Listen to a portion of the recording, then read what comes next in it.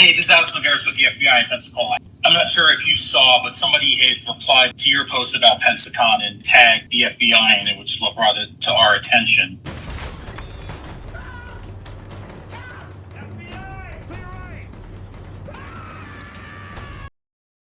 Last week, Ethan Van Sciver released a phone call he had with the FBI. This call is from 2019, at the height of the KickVic controversy. Now, Ethan didn't provide any context, just the raw audio of the call. In this video, I'll explain the crazy story behind this phone call. I'm Eric Hutfless. Let's find the truth. This whole story revolves around the KickVic controversy from a few years ago. If you don't know what that was, I'll give a super quick recap. There's an anime voice actor named Vic Mignogna. He voiced characters like Broly from Dragon Ball, Edward from Full Metal Alchemist, and Crow from Ruby. He was very popular with the fans, and he loved to meet them at conventions. And he liked to give them hugs and sometimes smooches on the cheek, generally being a flirt. Well, this was just too much for the Me Too era. Vic was accused of all manner of terrible things, of which there was little to no evidence of these horrible things actually happening. But with social justice warriors running rampant through society, Vic was canceled from the voice acting industry. So, how did Ethan, a guy that makes American comic books like Batman and Green Lantern, get pulled into this controversy over anime voice actors? Ethan has a YouTube channel where he talks about, obviously, comics, and, at the time, Star Wars, mainly in reaction to the hate film The Last Jedi. Ethan doesn't much care about anime or manga, but Ethan had YouTube friends, like that Umbrella Guy and Yellow Flash, who told him covering KickVic was a surefire way to get views and grow his channel. And Ethan wanted to oppose SJWs doing the same cancel culture destruction of Vic that Ethan had experienced from comic SJWs. So Ethan tested the waters with this video. Recently, he's been a big voice on Dragon Ball Z. Everybody knows his voice acting work. He's big within the community. People know who he is, and they enjoy his stuff. But he's been fired from all that. His life is basically over now. He did not respond to this in a way that, here's the thing. There is a way to respond to social justice warriors. Vic went about it all the wrong way. So we're going to talk about that real quick here. Vic pens an apology letter. Those of you who are new to this channel, are new to these kind of videos, let me explain something. You never, ever, ever apologize to SJWs. Ever. This apology is an admission of guilt. That's how they look at it. What they do is they demean you, they drag you down, they humiliate you, and then they press for an apology. They'll say, apologize. Apologize to the world for the things that we're accusing you of. He says, I love my work dearly, as well as the characters I've had the privilege to portray, but most satisfying of all has been the opportunity to share that love of this art form with fans from around the world. I would never have met any of you without it. Meeting each of you has so enriched my life, and I'm humbled to have received over 1,000 encouraging messages in the last few weeks. Yeah, there are quite a few people within Comicsgate, within the fandom menace, who are standing up for Vic. Those are the two communities that fight SJWs that I'm a voice in. I'm a voice for Comicsgate to stand up to the SJWs within the comic book industry that are doing the exact same thing to people. A week later, Ethan would post his second video talking about the KickVic situation. This time, he focused on the, as Ethan put it, odd behavior of a pop culture convention in Pensacola, Florida called Pensacon. Pensacon in Florida has threatened to arrest attendees who would defend Mignogna. That's where we are right now, everyone. We are at a place where your difference of opinion means they're going to call the cops on you. They're going to call the cops on you at a convention. And they're actually going to do it. This isn't just me saying I want to kick you into a hole and say this is Sparta. That's just a fantasy of mine. These people actually threaten to do it publicly. They're a business. Pensacon is an annual convention held in Pensacola, Florida. With this year's upcoming event taking place February 22nd, one Twitter user inquired as to whether any of Mignogna's supporters would be attending the convention and asked them to direct message him. This tweet prompted a threat from the official Pensacon Twitter account. Look at this. If you are a supporter of hashtag I Stand With Vic and are going to Pensacon this month, DM me.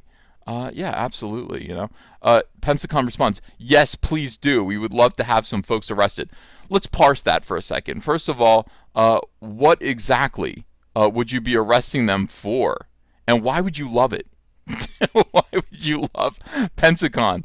Who is the idiot that's running your social media account? Please show me the big fat potatoey bearded face of the lunatic that is running your social media account that said, yes, please do come out and say that you stand with Vic. We would enjoy having you arrested for believing that Vic is innocent and trying to attend our convention. That's just not good business. In my opinion, that's not good business. That's not a good way to promote goodwill with your customer base. Not at all. Sadly, this was not the extent of Pensacon's threats.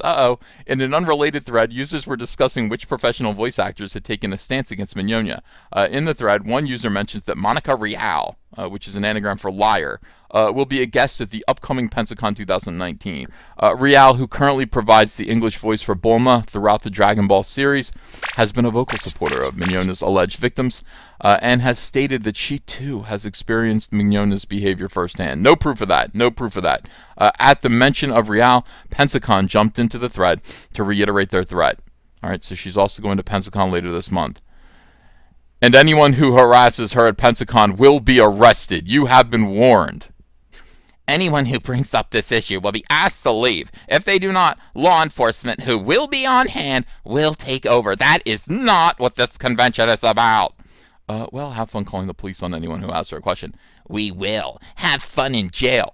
Lol, I'm not even going. I don't even live in the U.S., okay? Then our conversation is over. Is that what they sound like? I think that's what they sound like. After the poster initially threatened by Pensacon, CY98 informed Pensacon that he would not be going, Pensacon issued CY98 accused them of attempting to incite harassment.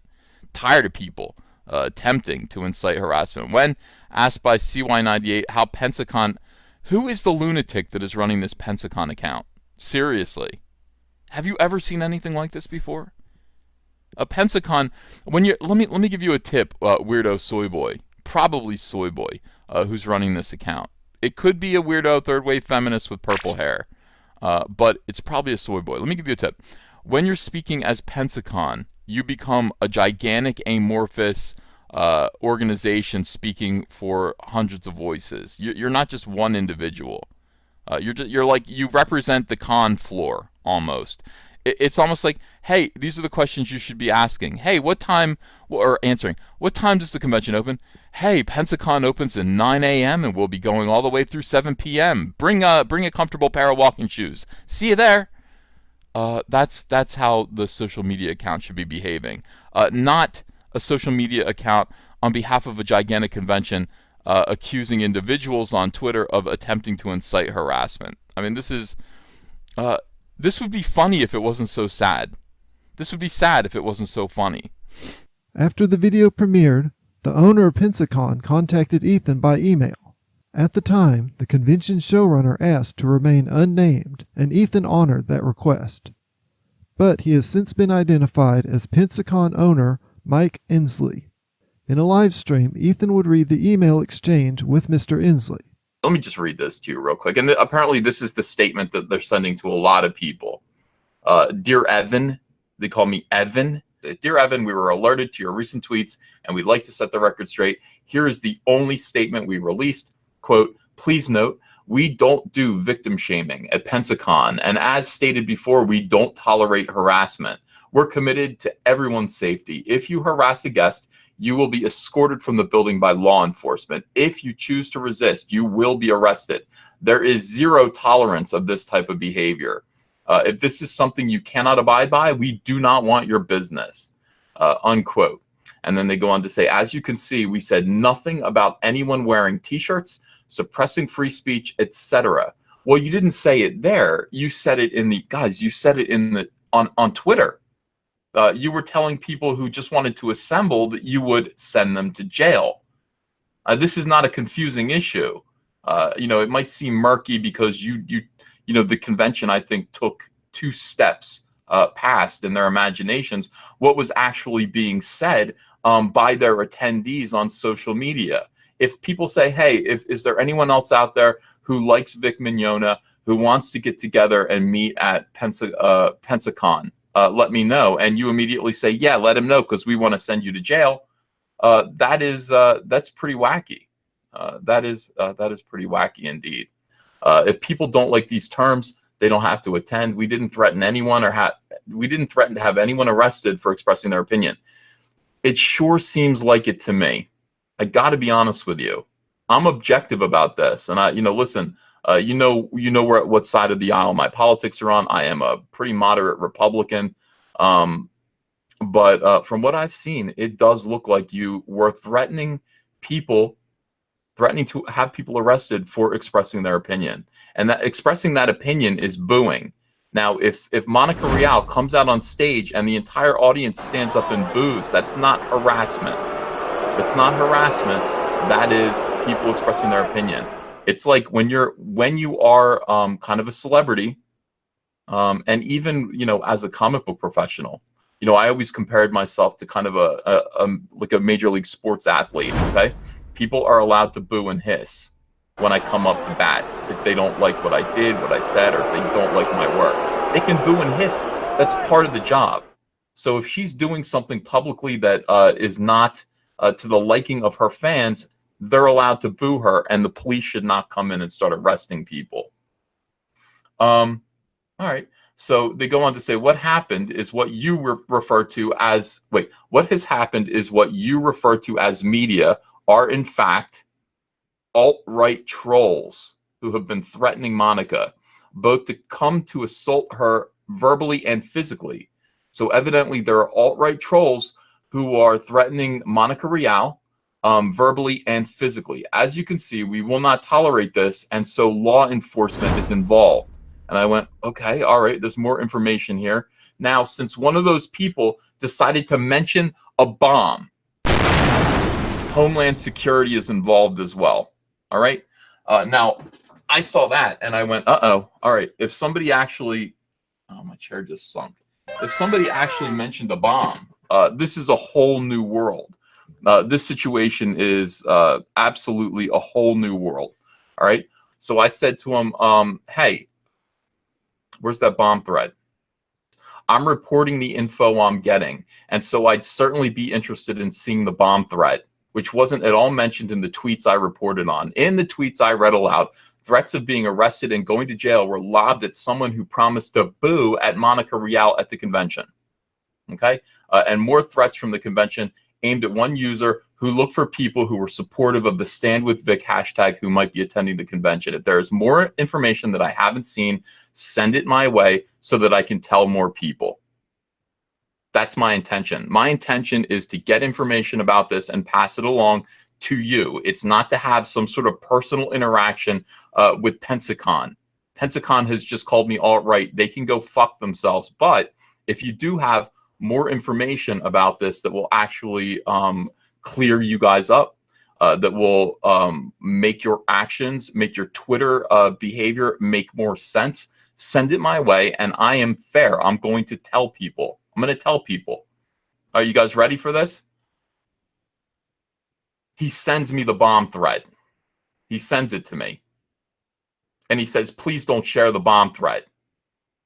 Dude, I'm sharing the bomb thread. I'm sharing it. It's important that people see it. There's nothing in here that people shouldn't see. If this is genuine, people need to see it. I'll read it. Stop acting like big shots, you fucking scum of the earth. Try to quiet down someone on your scum con again, and I will make you people burn. I will make sure you and your children and your children's children will never be happy again. Time to purge Earth from all social justice warriors and NPCs. Time to eradicate. You better have a freaking bomb squad at the next Pensacon and Kevlar. Every single one of your staff. All right. That is the threat that they received.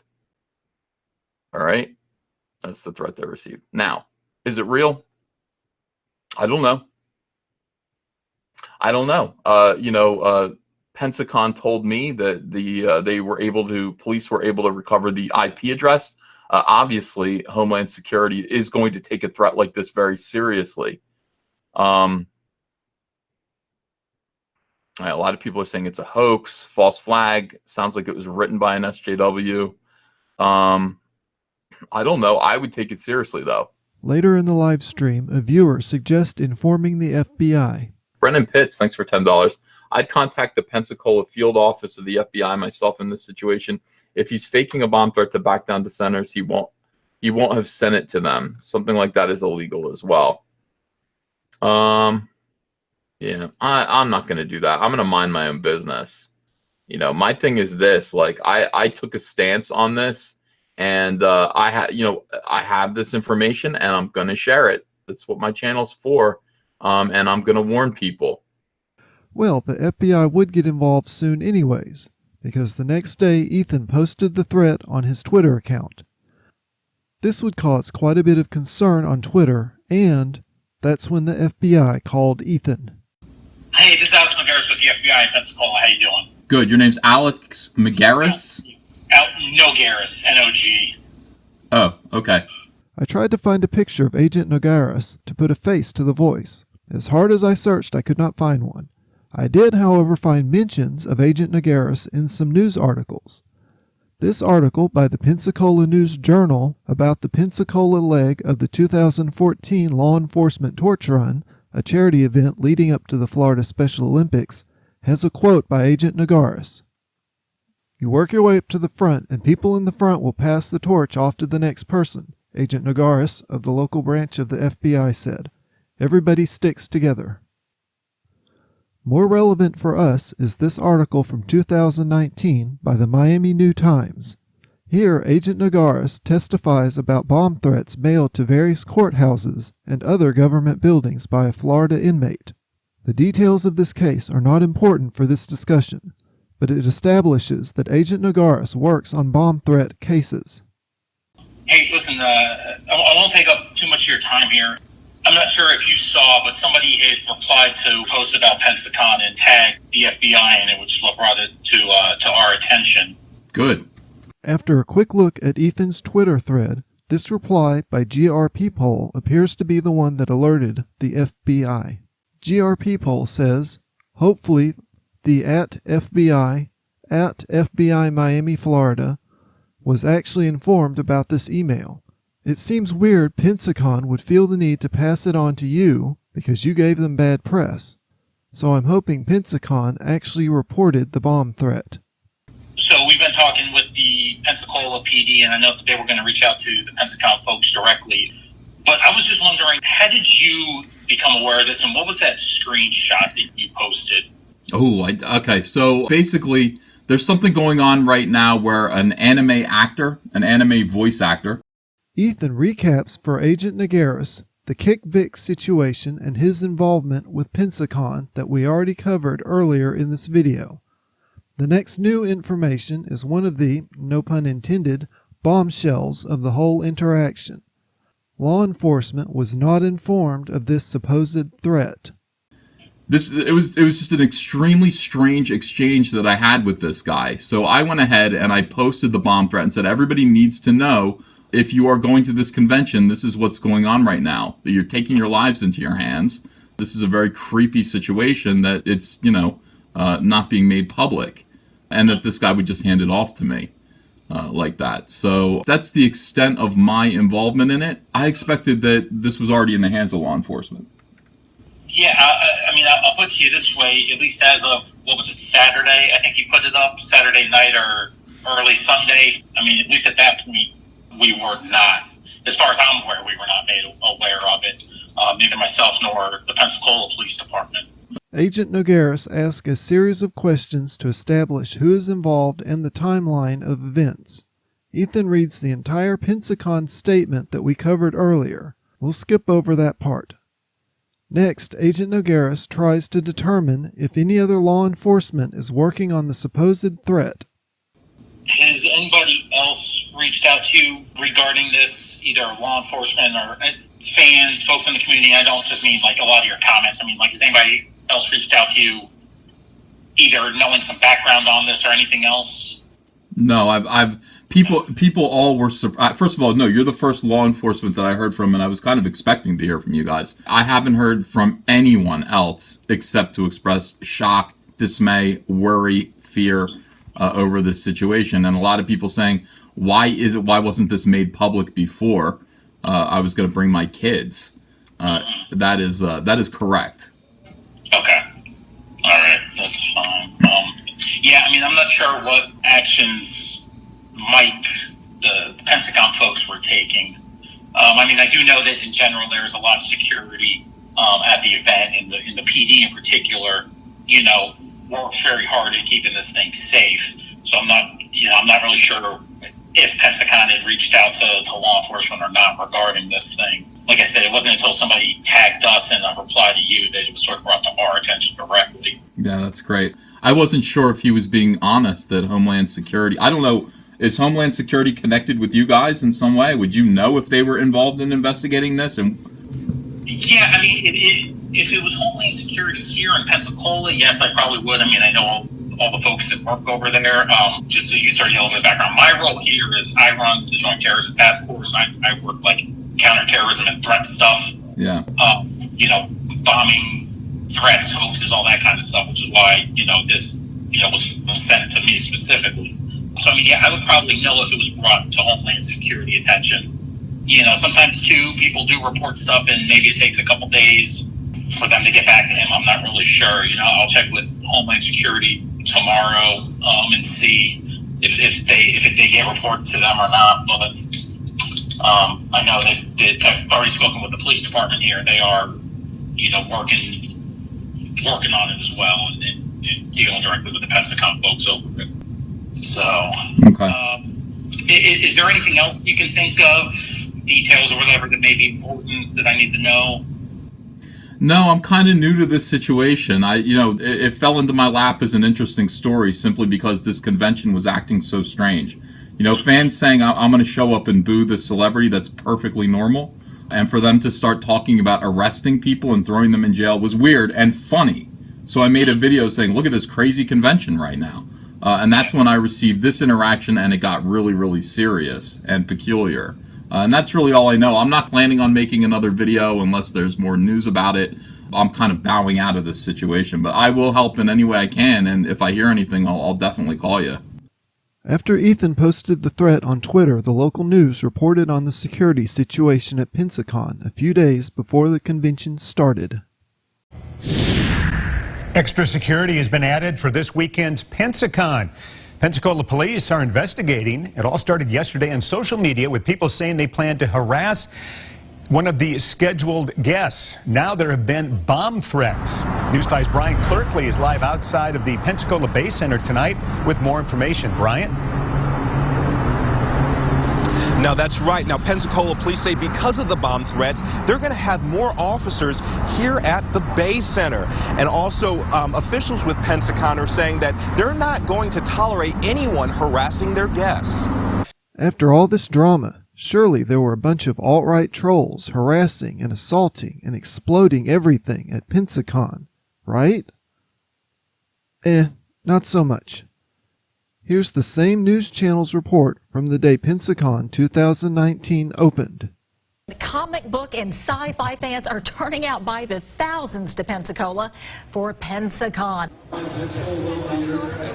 Yes, that's right. I've been hanging out here all day, and right now I'm on the floor. This is one of the most packed areas inside Pensacon, and you can see people are really excited. When the Pensacola Bay Center opened its doors at 1 today, fans made their way inside to see all of what Pensacon 2019 had to offer. Doesn't look out of the ordinary to me. But what about Monica Rial? She was harassed, or at least booed, right? She was not on any panels at Pensacon, and from what I can tell by looking at old schedules for the con, she was never going to be. So there wouldn't have been an opportunity to boo her anyways. And looking through a lot of the Pensacon 2019 videos, I only found Rial in one of them. And boy is it bad. This video by Holden and Jen Hardman features Rial. Yeah, I'm the self-proclaimed mayor of Selbyville.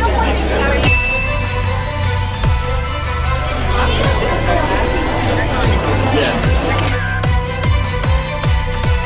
What? You didn't see her? Here, look again.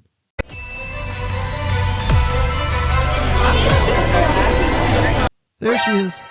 So much harassment. Brutal. But seriously, the story just kinda ends there. After Pensacon closed, the world just moved on. The person who made the threat was never caught, and I'm pretty sure even hoax threats are a federal crime. But the issue was pretty much forgotten, at least until Ethan released his call with Agent Nogaris. Did Mike Ensley fabricate the threats?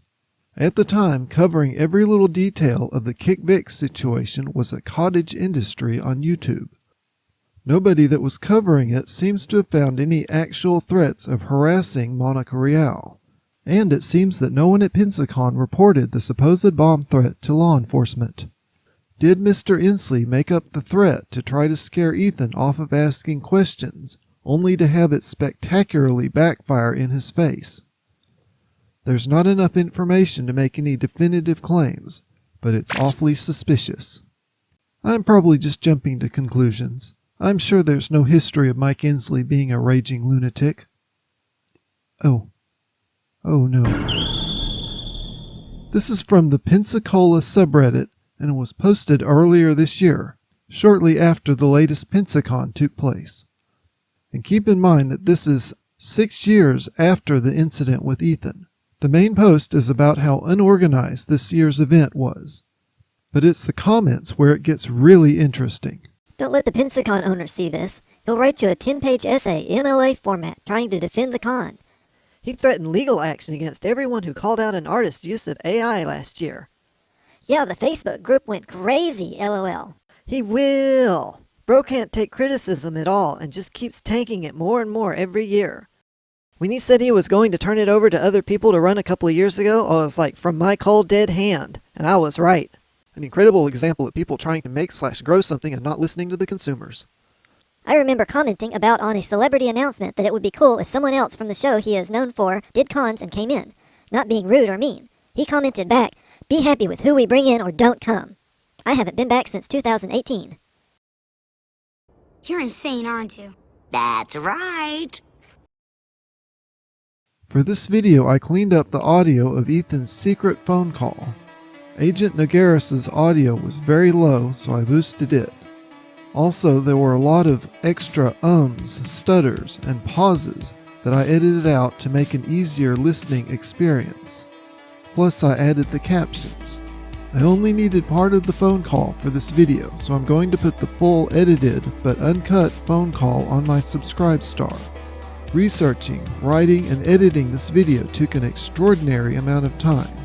Your support would help me make more videos diving deep into Comicsgate history. Thank you.